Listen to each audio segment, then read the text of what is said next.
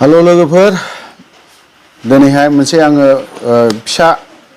video आरो मोनसे फिसा मोननैसो खोथाल' सावरायगोन आं दिनैहाय तो पिस एकर्ड आरो शान्ति जायगा जुदि जादोंबा जोंनि बिटिआरआव जोंनि बिटिसिआव सिलाइगुलिनि आवाजआ टटेलि अफ टटेलि बन्द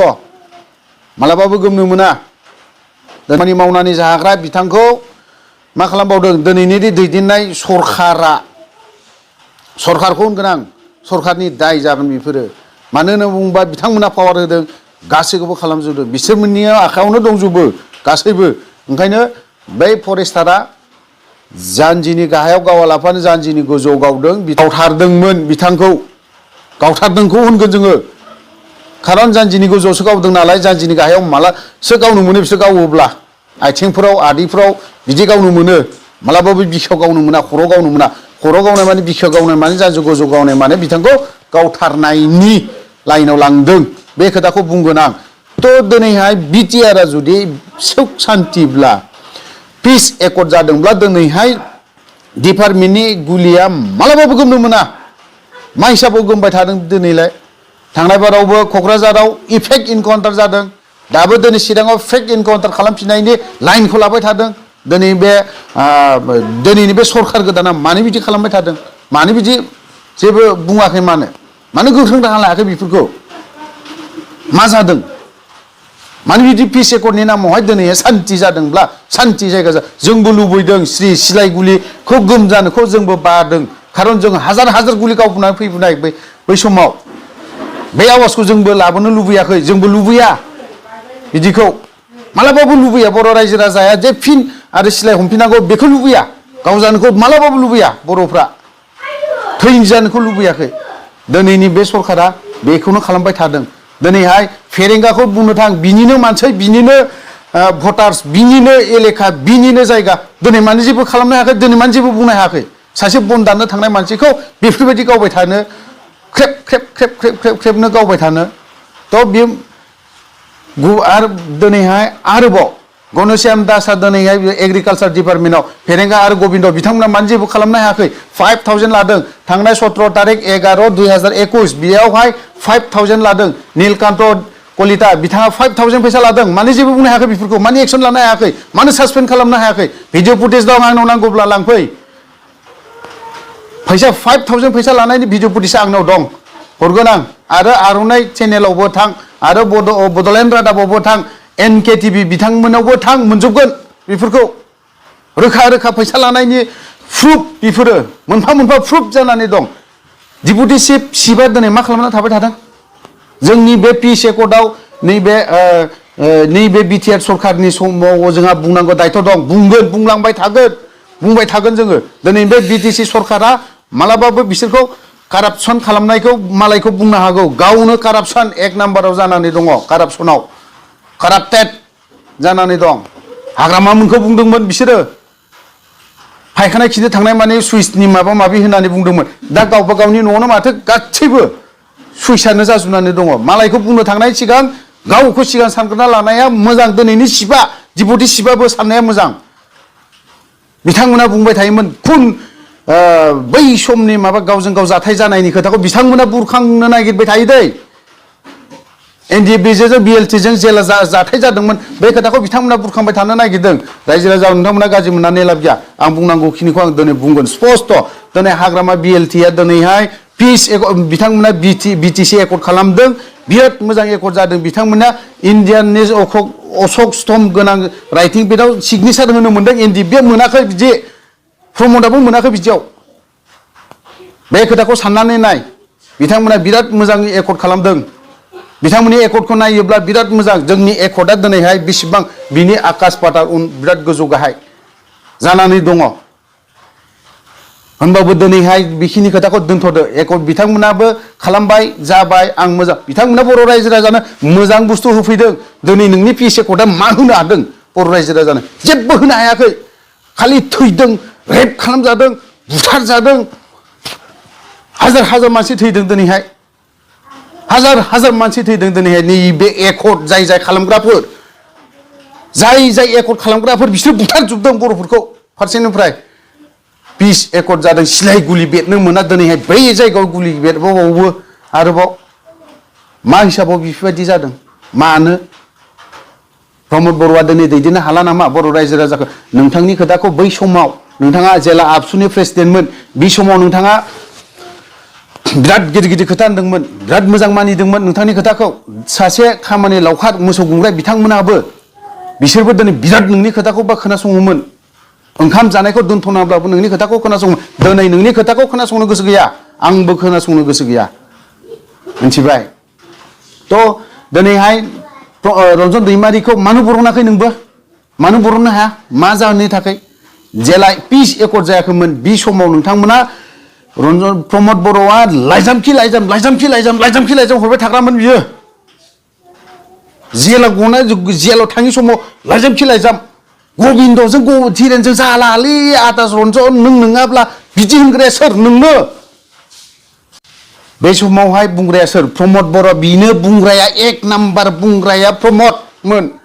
रन्जन दैमारि सार आदा रन्जन दैमारि नों नङाब्ला धीरेनजों गबिन्दजों जाथारलालै बोरायबायबो खोथाफोरखौ मोजां बुजिला नै बिदि खोथा होनग्राया नोंनो बुंग्रा दिनैहाय रन्जन दैमारिखौ जेलाव थानायखाय मानो बर'नो गोसो गैया मा जाहोननि थाखाय मा जाहोन दं बर'निनि मा खोथा दं आंना खोथाया बिसो गबिन्द मोनाथ' दे बर'नासै रन्जन नोंथ' प्रमदआथ' दिनैहाय एकदम बरनथारनांगौ दायथ' नोंनिनो थारना बेफोरथ' मा खालामदों दिनैहाय गथ'फोरनि जेल केसखौ मा खालामखो नोंसोरो रिहेबिलिटेसननि नामावहायबो दावराव दावसि लाजि रोङाखै नोङो 4 लाखजों बायजानो 4 लाखनि जोंनि जिउआ 4 लाखनि ना प्रमद जोंनि जिउआ 4 लाखनि नामा 22 बोसोर नांदों आं 22 बोसोराव 4 लाखखौ नोङो इन्टु खालाम सानसेयाव बिसिबां हाजिरा मावो दिनैनि दिनाव हाजिरा मावग्रा जाग्राफ्रा 500नि खमाव हाजिरा मावा जोंना सानसेयाव बेसेबां गोग्लैदों नों साननानै नाय दाजाब दानख' खालाम नोङो बिनि उनाव जोंखौ बुं रिहेबिलिटेसननि नामाव गथ'फोरखौ दावराव दावसि खालामनानै होग्रा बिनि गथ'फोर दिनैहाय बुख्रेब जानाय गावथार जानाय रेप खालामजानाय बिसोर मा जानांगौ जाखो हो बै रान्दिनि गथ'आ मा जानांगौ जाखो पिस एकर्ड जादोंबा बिथांमोनखौ सिगां होग्रोनांगौ गोथांनिख्रुइ गोथैया सिगां जाग्रोजोबनांगौ मा गोथैयाल' सब समाय सिगां उनल' थैग्राफोरा जेबो दाम गैया जेबो भेलु गैया नामा ओरैनो बिसोरो 5 लाखजोंनो थैजाजोब्बाय 5 लाखजोंनो बिथांमोना जिउ दान होबाय बर' हारिनि नामाव जिउ दान होनाया हाजार लाब माबा दङ मैल्य दं मोनथिबाय मैल्य दं जोंनि जिउआ जाया थैजादों जाया मुंख्लं जादों बेफोरनि मानसिफ्रा मैल्य दं मोनथिबाय नोंथांमोना बेखौ लानानै राजखान्थि दा गेले नोंथांमोना बिसोर एनडिएफबिनि एक्स एनडिएफबि बिथांमोनखौ लानानै राजखान्थि दा खालाम मोनथिबाय पलिटिक्स दा गेले नोंसोरो एनडिएफबिखौ लानानै पलिटिसियाना गुबुन एंगेलाव पलिटिक्स खालामनानै बुंलायबाय था नोंसोर बिपिएफखौ सैमा होनो ना इउपिपिएलखौ मोसौ होनो होनलायबाय था नोंसोरो एनडिएफबिफोरखौ बिदि दा होन मोनथिबाय एनडिएफबिफोरखौ दा होनखानदों मोनथिबाय बै फेक्सननि एनडिएफबिफोरखौ बिदि जानला मानला दा होनलाबाय नोंसोरो मोनथिबाय आरो जाया एनडिएफबिनि लिडारशिपआव जिरायनानै दं खोथायाखौ मोजाङै बुं नोंसोरो फेरेंगा सावरायग्रा गबिन्द धीरेन गासैबो खोथाखौ मोजां बुं मोनथिबाय एनडिएफबि जानानै सब समय धीरेन बर' सारखौ आं बुंदोंमोन आं खालामोब्ला मोजाङै खालाम सार जाहाथे बर'फोरा भबिष्यतआव आरोबाव नांफिननाङा हिसाबै मोजाङै एकर्ड खालामखा बेनो जोबथा एकर्ड जानोबो हागौ सार बेखिनि खोथाखौ आं गबिन्द सारखौ धीरेन बर' सारखौ आं बुंदोंमोन मोनथिबाय थेवबो दिनैहाय बे एकर्डआ जाबावाखै आंनि बायदि लुबैनाय बायदि जायाखै एनडिएफबिनि गथ'फोरनि एनडिएफबिल' नङा समस्त बर' रायजो राजानि लुबैनाय बायदि जायाखै बिटिसि आवथ' दे जायासै एनडिएफबिफोरा बा एबसुजों ज' जानानै सोर थाफायो बेवहाय सिगनेचार होनायावहाय इउटिसिखौनो मोनगोनदां होननानै बर'फ्रा बिराद खुसिमोन आखाइ खबदोंमोन बेदर जादों बम गावदों रंजा खुसि बायदिसिना दा मा मोनखो जोङो दा मा मोनखो मा होफैनो हादों पिस एकर्डनि नामाव जोङो मा होफैनो हादों जेबो होफैनो हायाखै खालि जोंनि BTC आव सिलाइ गुलिनिल' सोदोब खोनायो साला सिलाइ गुलिनिल' आवाज खोनायो सोरबा सासेया जेलाव थागोन सोरबा गथ'आ जेलाव थागोन सोरबानि मानसिफ्रा जेलाव हल लाइफ साजा होगोन सोरबाया फासि जागोन आं दिनैहाय BTC नि सिप जानानै साला सुख शान्ति मोनजानांगौ आंनि गथ'आ गिदिर स्कुलाव फरायनांगौ आंनि गथ'आ गिदिर जानांगौ बेल' सानग्रा सालाफोरनाव जेबो गैया जेबो गैया जेबो गैया मोनथिबाय जेबो गैया रायजोफोर नोंथांमोना आंनि बुंनायखौ गाज्रि मोननो हागौ आं मोनसे दुखुजों बुंनो आं मोनसे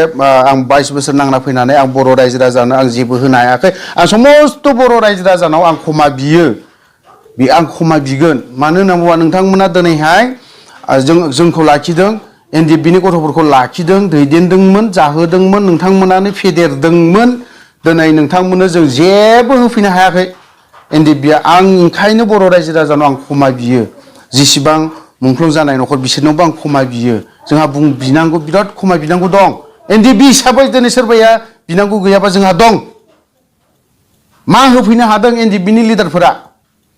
आंना बेखौल' खोथाया UTC बो गैया होफैनो हायाखै ओंखाम खबसे जाहोनायनि थाखाय दिनैहाय बिथांमोना बुख्रेब जादों हा डिमापुरनिफ्राय दिनै ओरै क'क्राझारसिम फैनायावहाय हमनानै तेजपुराव जेलाव सोना दोनजाबावनाय मानसिफोर दङ 7 बोसोर जेलाव सोजानाय मानसिफोर दङ बिथाङा दिनैहाय 4 लाख फैसाबो मोना अन्तत बिथाङा ट्रेनिंबो लाबावाखै धेमाजि बायदिनि मानसिफ्रा गथ'फ्रा मा जानांगौ धेमाजि उजों बिश्वनाथ सारियालिनि गथ'फ्रा मा जानांगौ बिसोरो थैनांगौ ना मानांगौ दिनै बिथांमोननि केसा जोबानो प्रमद बर'आ मालाबा थांफेरदों धेमाजियाव सनितपुर बायदि प्रमद बर'आ थांफेरदों मालाबा आं दिनैहाय BTC नि चिफ हिसाबै नोंथांमोनाव मोनसे एक्स NDFB नि बिथांमोननि आरो रायजो राजाफोरजों मालाबा रायलायहैफेरदों प्रमद बर'आ दिनै मालाबा रायलायहैफेरदों धेमाजि बायदियाव रायलायहैफेरदों नामा सोरबा खोन्थानो हागोन नामा थांनानै प्रमद बर'नि हिन्जावा मालाबा थांनानै धेमाजि बिश्वनाथ सारियालि सनितपुर बेफोराव थांना रायलायहैदों नामा प्रमद बर'नि हिन्जावा चिफनि हिन्जावा थांदों नामा मालाबा क्षमा दा खालाम आं हिन्जावखौ लाना खोथाखौ बुंदों दै आं बेयाव क्षमा बियो प्रमद बर'नि हिन्जावखौ आं बुंदों बिथाङा थांदोंमोन नामा रायजो राजा नोंथांमोना बुंनो हागोन नामा जेला प्रमद बर'आ राजा लामा गाथेनायाव बिनि हिन्जावा ओंखारफादोंमोन नामा आं नुवाखै दे नुनो मोनाखै दै सोरबाया नुदोंबा बे आलादा बाथ्रा उखैहाबनानै थाफेरनो रेकर्ड दङ नामा प्रमद बर'नि बिसिया प्रमद बर'नि बिसिया रेलवे ब्लकेट माबा राजा लामा गाथेनायाव ओंखारफेरनाय रेकर्ड दङ नामा बेखौ जुदि रायजो राजा नोंथांमोना सोरबाया नुदोंब्ला आंनो कमेन्ट खालाम सिदानो ओमफ्राय आंनि नोजोराव खिन्थु आं नुफेराखै दै दिनै मा जादों दिनै बिथाङा सिप जानाय लगे लगेनो प्रमद बर'नि जानानै दखना बुद्रांद्रां गाननानै केम्पेइनाव ओंखारहैनाय सोर सिगां ओंखारहैग्राया सेल्फ हेल्प ग्रुपनि माबा माबि रानहैग्राया 1 नाम्बाराव बिनो जानानै दङ माथो बै समाव बर'नि गाबख्रावनाय समाव बर' बिमाया सासे गथ'फोरखौ लाना गाइखेर जाहोनायनि सावगारिबो होयो कारिगाव काजलगाव बायदियावहाय फैदों थाफैदों फुंनि 4टायावनो फैनानै बेवहाय राजा लामा गाथेनायाव थाफैयो सोर बिलाय प्रमद बर'नि हिन्जाव मालाबा फैफेरदोंमोन नामा बेवहाय दिनैनि दिनावहाय केम्पेइनाव बेसे सिगां मा बिलाय दुखु नाङोलै प्रमद रागा जोंथावोलै हारिनि खोथाखौ मोजां गोसोखांफ्लाङोब्ला मोनथिबाय आंनि बुंनायखौ सोरबा गाज्रि मोनदोंबा लाब गैया मोनथिबाय गाज्रि कमेन्ट होयोब्लाबो आंहा जेबो बुंनांगौ जेबो दरखार गैया आं बोरमायानो जा सिखावानो जा सिथुमानो जा माबा माबि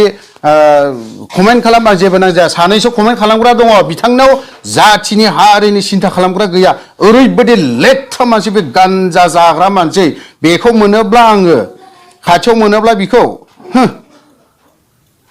रुथि नानाय बायदि नागोन आं बिखौ सालाखौ गान्जा जाग्रा बे ड्राग्स जाग्रा बे ओंखायसो बिनि खर'आव मेलेमाव जेबो हाबा सासे दिनै आंनो थांनाय बाराव मोनसे मेसेज खालामदों आं बेखौ जेबो बुंला दे थिग आसे 100 जननि गेजेराव आंखौ सासे गाज्रि होनगोन आंखौ होनथोन आं जेबो नङा नोंनि थाखाय आं गाज्रि प्रमदा नोंनि थाखाय इसोर आंनि थाखाय इसोरनो जानो हाया बे रन्जन दैमारिखौ माला बरनगोन 1 नाम्बाराव कुइसना आंना बेनो रन्जन दैमारिजों लोगोसे जेलाव थानाय जेसेबां सेंग्राफोर दङ माला गगोन फासि जाहां जानानै दं बिसोर माला गगोन मा जागोन बिफोरो सोरनि नामाव फासि जानो नागिरदों बियो समस्त बर' रायजो राजानि थाखायसो फासि जानो गोनां जादों नोंनि दैदेननायनि माबायावसो दिनैहाय जानो गोनां जादों बिसोरबो जेला फासिया मिथिबाय रन्जन दैमारिखौ जेला सिगनेसार होनो लाना थाङो बिराद आराम लाना थांदों मालाय बिलाय बिराद आराम लाना थांदों बेखौ बिराद मोजाङैनो खिन्थु दिनैहाय गाव गादियाव जिरायनाय लोगो लोगो था रन्जन दैमारि नों थैबाबो आं नांजाया खोथायासो बिदिसोना रिफिखां था नोङो जर्ज बर' था नोंसोरो फासि जानो नागिरदों जा बिदिसो जानानै दङ खोथाया बिदि जानानै दं आं दुखु मोनदों रागा जोंदों आं एक्स एन्ड बि आर्टिफेक्सननि गोबाङानो आंखौ बे जायगायाव नुवाखै मोनसेयाबो थ' दिनैहाय गबिन्द बिथांखौबो आं बुंगोन नोंथाङा जुदि रन्जन दैमारिखौ सानसे समाव नोंथांखौबो रन्जन दैमारि सारा सिज फायार खालामनानै नोंथांखौ बरनदों थ' नोंथांमोना नोंबो दिनै बिखौ बरननायनि थाखाय बेबस्थाखौ खालामनांगौ मिथिबाय सानफ्रोमबो रबिबारा फैया मिथिबाय सिदाखा सानफ्रोमबो रबिबार जाया समबारा सफैयो मिथिबाय समबारा सफैयो बै समबारखौसो नेनानै दं जोंबो बै समबारखौ नेनानै दं जोंबो सिजफायाराव जेला सिजफायार फैयैनि सिगां गबिन्दआ दुनियानि लेथार लाइजाम हरग्राया बिबोमोन सासे एनडिएफबिनि लिडार जानानै साला दुनियानि लेथार लाइजाम लिरना हरग्राया बिबो सासेमोन लिडारसो होननानै बुङो आं दिनै नोंथांखौ बेखिनि खोथाखौ बुंनो नाङामोन दिनै ससेल' बुंबाय मालाबा आं बुंगोन नोंथांमोना आंखौ केस होयोबा हो बेखिनि बाथ्रा बुंनायनि थाखाय नोंथांमोना आंखौ केस होयोबा हो आं नांजाया मास मोनथाम 6 मास आं जेल जागोन बिनि उनावहाय समबाराथ' आंनो फैगोन ना हा जेबो इनकाम गैखाया मालायनि संनाय आराम जिरायना जाहैगोन आं 6 मान्थ नोंथांमोना केस होयोबा आं थांगोन बावहाय आंहा बुंनांगौ जेबो गैया मिथिबाय दिनैहाय पिस एकर्डनि नामाव सोरबा सासे थैनायखौ आंहा दुखु मोनदों सोरबा सासे थैब्लाबो दिनै गसाइगाव बायदियाव एक्स एनडिएफबि बिजि थुजानानै माबा बिजि थुनानै थैदोंनो आं दिनै बिनि दादसो खोनादों आं मोजां डिटेल्स मोनाखै आं बेखौल' बुंगोन साननैसोनि उनाव बिनि भिडिअ फट'बो लाबोगोन आं दुखु नांदों आं एनडिएफबि गथ'फोरा दिनै माने आलाय सिलाय जालांजोबखो होननानै आं दुखु मोनदों जोंनि एनडिएफबि गथ'फ्रा सासेबो सुख सान्ति गैया असान्ति एनडिएफबि गथ'फ्रा असान्ति गोजा नोंनि सरखाराव मानो असान्ति जानो मोनखो प्रमद बर' गबिन्द दङ दिनैहाय फेरेंगा दङ दिनैहाय सावरायग्रा दङ सावरायग्राजों फेरेंगाजों दिनैसिमबो गोरोबलायनो हाया मानि लिडार जाखो बिसोरलाय गोरोबलायनो हालायि सावरायग्रायाथ' बबावबा स्टेज प्रग्राम गाग्रासो जाहोलांबाय मानसिया जाथिनि बर' हारिनि सेक्रिफाइस खालामग्रा हारिनि नांग्रा मानसिया दिनै स्टेजफोर नांगौ जानांगौ कन्टिनिउ नङा एक्स एनडिएफबिनि फ्लेगखौ लानानै नोंथांमोना साफा एमएलए जाजोबदोंलै बर' रायजो राजाखौ फाननानै नोंसोरो माबा जाजोबदों एमएलए माबा माबि जालाजोबदों खिन्थु दिनै नोंसोरो रायजो राजानो मा होखो रायजो राजानो नोंसोरनि थाखाय बुजादोंमोन बै बर' आइजोफोरा दिनै गावनि फिसायखौ गावथारजानो गोनां जादों खाफालनि खोथा खोमोरनो गोनां जादों नोंसोरनि थाखायनोथ' जाजोबदों बेफोरो सोरनि थाखाय जादों थ' नोंथांमोना गाज्रि मोननानै लाबोया भिडिअखौ एसेयावनो दोनथ'नाय जाबाय गोलावबो जाबाय गोजोन्थों